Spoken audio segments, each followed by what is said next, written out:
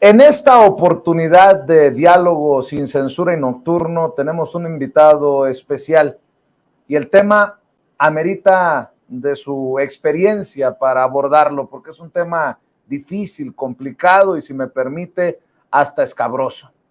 El tema de la desaparición de los 43 normalistas de Ayotzinapa, que ha retomado nuevamente los reflectores, que no debieron nunca de haberse alejado del caso, luego de que anunciaran su retiro de México los últimos dos expertos independientes del grupo interdisciplinario, porque dicen toparon con pared, porque no hay voluntad de las Fuerzas Armadas, declaraciones de ellos, para abrirse a esta investigación. El presidente Andrés Manuel López Obrador hace unos días en la mañanera declaró que es muy claro que no hay un gobierno en el mundo, en la historia reciente, que haya actuado, dice el presidente, como lo estamos haciendo nosotros en contra de altas autoridades, en ningún lado. De hecho, hizo referencia a que el procurador general de la República en tiempos de Peña Nieto, Jesús Murillo Caram, aquel de la verdad histórica, se encuentra tras las rejas. El encargado de dar seguimiento puntual a esta investigación ha sido y seguramente será el subsecretario de Gobernación, Alejandro Encinas, quien está comprometido con informar puntualmente, aunque eso lleve un costo alto. De hecho, lo han enfrentado con las mismísimas Fuerzas Armadas, con el Ejército, con la Marina, desde las trincheras periodísticas que flaco favor le hacen a esta búsqueda de la verdad. Un caso Ayotzinapa que ha estado también manchado con declaraciones de periodistas como Carlos Marín, que en su momento, no sé de dónde salió, por cierto, tan experto en el tema, en su momento dijo que los padres y madres de los desaparecidos normalistas de Ayotzinapa le debían una disculpa al procurador o ex procurador Jesús Murillo Caram.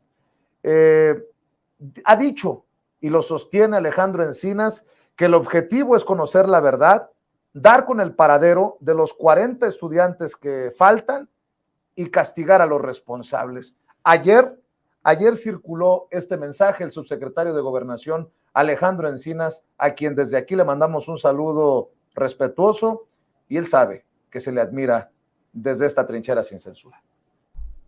El gobierno de México reitera su compromiso por resolver el caso de Ayotzinapa, asumiéndolo como un asunto de Estado. Nuestro objetivo es conocer la verdad de los hechos, dar con el paradero de los 40 estudiantes que falta por encontrar y castigar a los responsables de este crimen.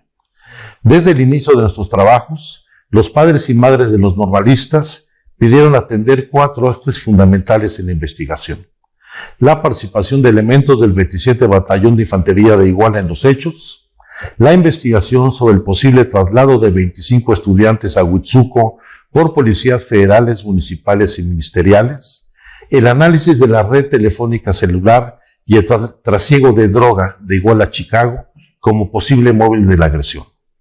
Todos estos temas han sido atendidos hasta el día de hoy y hoy se encuentran detenidos y sujetos a proceso 14 militares de distintos grados, entre ellos 2 generales. Sobre los hechos relacionados con el municipio de Huitzuco están detenidos 7 policías municipales, 6 policías estatales y 6 policías federales ministeriales, también todos ellos sujetos a proceso. Por otro lado, se realizó un análisis de 87 millones de registros de redes telefónicas que permitió la depuración de 84,000 registros de las llamadas realizadas los días 26 y 27 de septiembre, así como el mapeo y geolocalización de 116 números que son de vital importancia para derribar por completo la verdad histórica. Respecto al trasiego de drogas, se encuentra con testimonios y pruebas que vinculan a diversas autoridades con el grupo delictivo de Guerreros Unidos, y hoy estas personas se encuentran detenidas por delincuencia organizada y otros delitos. Hoy encaramos una campaña de desinformación que pretende vulnerar la investigación, cuyos resultados no tienen precedente, por lo cual, a partir de esta semana, estaremos informando de todas las acciones que realiza la Comisión del caso Ayotzinapa, de lo que hemos realizado en los últimos 4 años, y lo haremos como desde un principio sin protagonismo, guardando el sigilo que corresponde a toda investigación penal y con pleno respeto a las víctimas y a sus familias. Para hablar de este tema y de los que él quiera, me da mucho gusto recibir en estos estudios a un periodista yo creo que ya va para el medio siglo de experiencia. Me va a regañar a lo mejor porque ya estoy raspando muebles. Es el querido y respetado José Reveles, Pepe Reveles, quien escribe este libro, ya que estamos hablando del caso Ayotzinapa. Échale la culpa a la heroína, de Iguala a Chicago. Y Pepe expone que los máximos responsables de la desaparición de los 43 normalistas de Ayotzinapa son los 3 presidentes de la República, los últimos del periodo neoliberal. Ellos deberían haber conducido, dice, una política antidrogas firme y soberana. Sin embargo, claudicaron para servir ciegamente al apetito de Estados Unidos, el país con el mayor número de adictos. ¿Cuál es el papel de la pasta, goma, caballo, dama blanca, reina, chiva, potro, H, smack, junk, skag, black tar? Me refiero a la heroína. Esos son algunos de los nombres con los que se le conoce a esta, la droga ilícita más importante y peligrosa de México. Dice Pepe Reveles en el libro que genera al menos 17 mil millones de dólares anuales en ganancias y ha suscitado un parque jurásico de las peores prácticas criminales. Lo dije y lo sostengo. Admirado Pepe Reveles, ¿cómo estás? Muchísimas gracias, Vicente, con el gusto de estar aquí contigo, acompañándote y estoy a tus órdenes. Dice, para iniciar, el subsecretario de Gobernación que se ha desatado una campaña de desinformación y pareciera que esto de quererle decir al presidente no has cumplido con tu promesa de campaña de esclarecer la desaparición de los 43 normalistas de Ayotzinapa, pues lleva a la intención de meterlo en esta guerra sucia que él mismo desde las mañaneras ha advertido. Pero yo digo, vaya cínicos, esto ocurrió en el sexenio pasado, lo ensuciaron en el sexenio pasado, pero además es consecuencia de lo que ha venido ocurriendo en los últimos sexenios en nuestro país. ¿Cómo ves esto, Pepe? Mira, hay varios factores a tomar en cuenta en el caso de los 43 desaparecidos. Primero, la oposición de las fuerzas militares a dar información que después el GIEI, por ejemplo, el Grupo Internacional de Expertos Independientes, descubrió que sí estaba la información, pero no la quisieron dar. O sea, hay una resistencia a decir la verdad. ¿Por qué? Porque están implicados algunos de sus miembros. El que estén algunos, incluso oficiales, involucrados en la desaparición de los 43, posiblemente muy involucrados, porque no hay en Guerrero un dominio más amplio que el del ejército de hace más de 50 años. Y es natural, porque son seres humanos, que de pronto se alíen, acepten tratos con la delincuencia organizada o reciban sobornos directamente, ¿no? Porque esa es la naturaleza humana. Pero serían elementos manchados, no claro, la gran institución. Eso es lo que estoy diciendo, exactamente, que pueden ser personas que hayan estado cerca y que incluso sepan en este momento a dónde fueron cambiados los cuerpos, que fueron enterrados, desenterrados y vueltos a enterrar en lugares distintos, y esa resistencia se ha manifestado de muchas maneras. Una de ellas es no proporcionando información, lo denunció perfectamente el GIEI.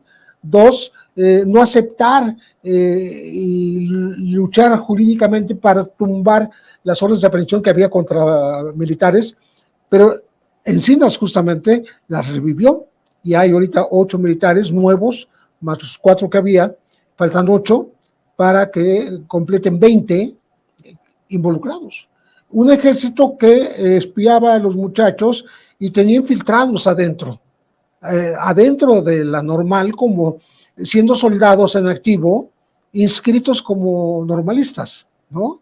Hay uno particularmente que está mencionado, que es Patolzin. Entonces, vamos a decir, este dominio global de la región por parte del ejército,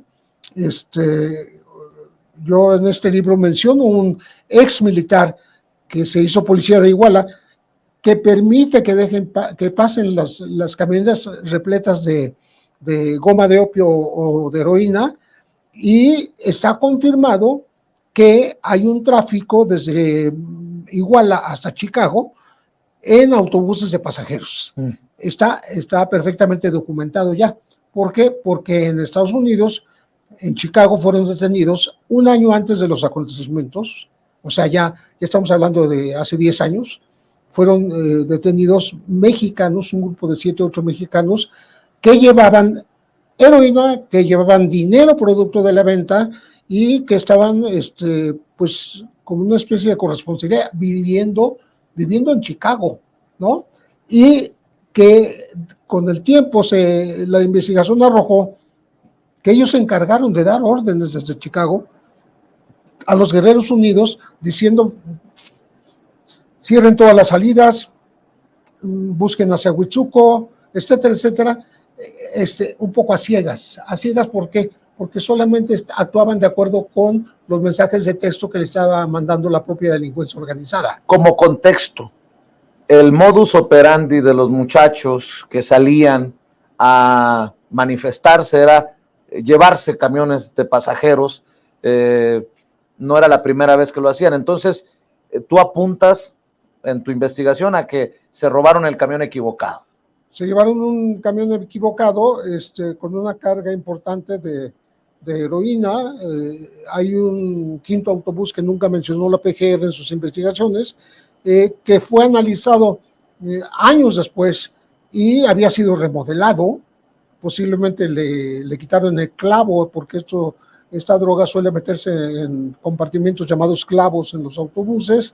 El tema es que ni siquiera lo menciona la investigación de la PGR, y ese autobús es el sospechoso de haber llevado la heroína dentro, ¿no? ¿Qué significa esto?